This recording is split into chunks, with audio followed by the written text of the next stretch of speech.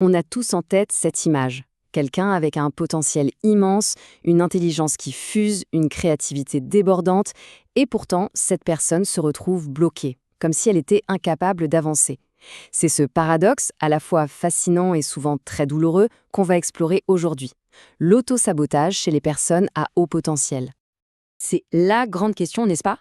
Comment est-ce possible que des qualités aussi incroyables comme l'intelligence ou la passion puissent en fait se retourner contre la personne qui les possède?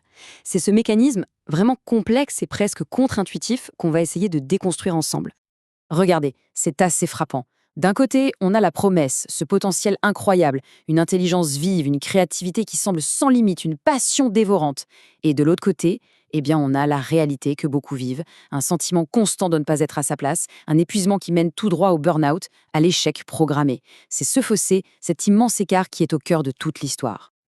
Alors, pour comprendre d'où ça vient, il faut souvent revenir au point de départ. Et notre point de départ, à tous, notre premier monde, c'est la famille. C'est notre toute première société, celle qui va poser les fondations, souvent complètement invisibles, de la personne qu'on va devenir. Et ça, Freud l'avait déjà très bien résumé.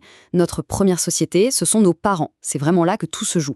Les règles, les attentes, les schémas qu'on apprend quand on est enfant, on va les rejouer bien souvent de manière totalement inconsciente tout au long de notre vie d'adulte.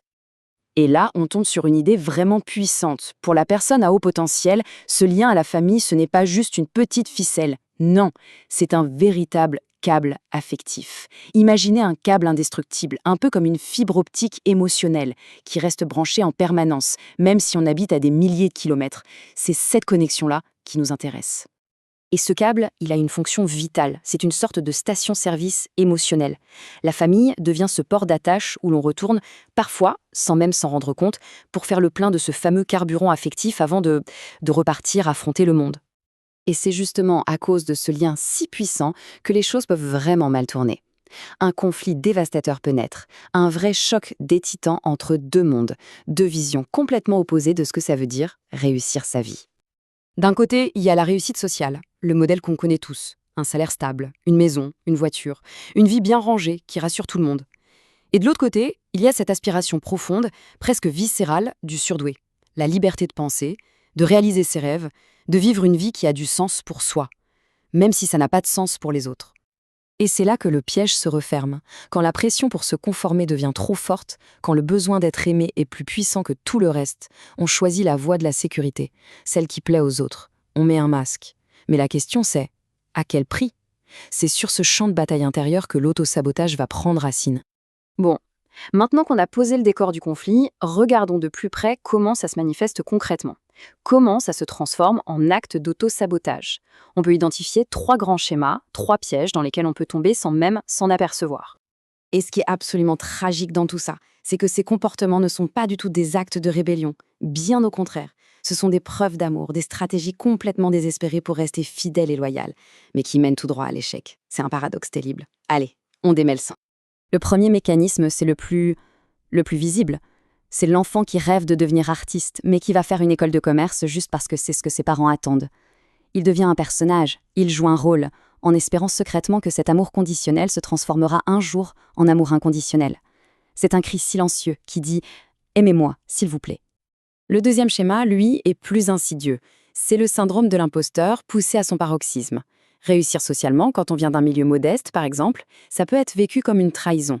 Alors, de manière totalement inconsciente, on va se mettre des bâtons dans les roues. On va scier la branche sur laquelle on est assis pour rentrer à la maison, pour prouver qu'on n'a pas changé. Et enfin, le troisième mécanisme, c'est la prison des étiquettes.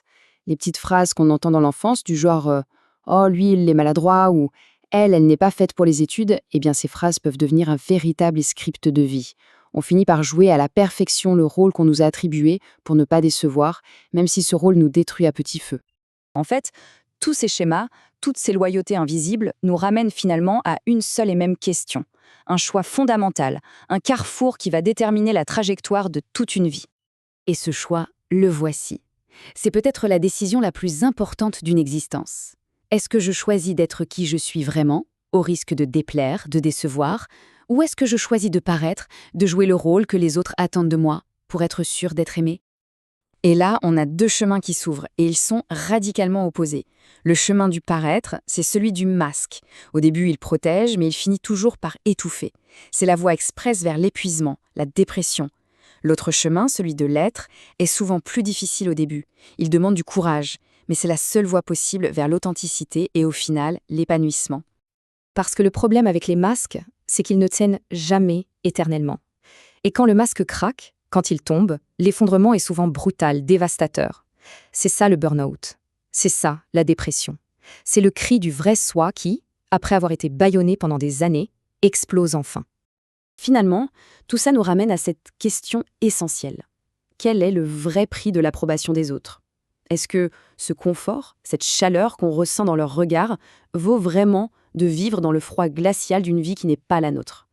C'est une question qui mérite en tout cas qu'on s'y arrête un instant.